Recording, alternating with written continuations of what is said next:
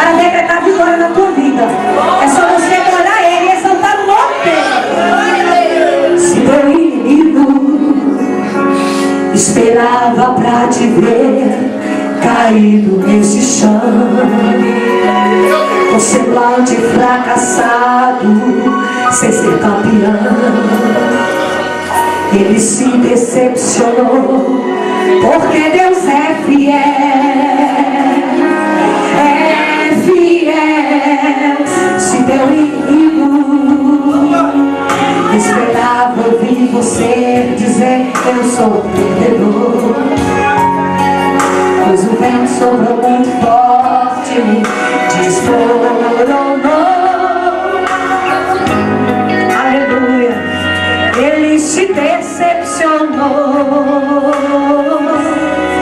porque Deus entrou na guerra pra te ajudar.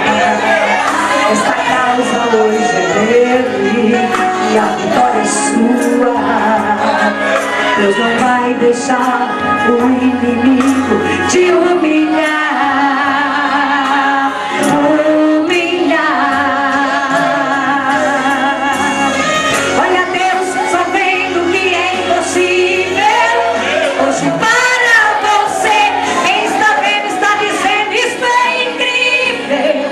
Glória ao Deus de poder, que não vai te deixar mais caído no chão. Você pode crer, Deus jamais te deixou por um minuto só. Você não vai perecer. Olha Deus resolvendo o que é impossível. Hoje para você, quem está vendo está dizendo isso é incrível. Glória ao Deus de poder, que não vai te deixar mais caído no chão. Você pode crer, Deus jamais te deixou por um minuto só. Você não vai perecer. Aleluia. Exaltado é o nome do Senhor.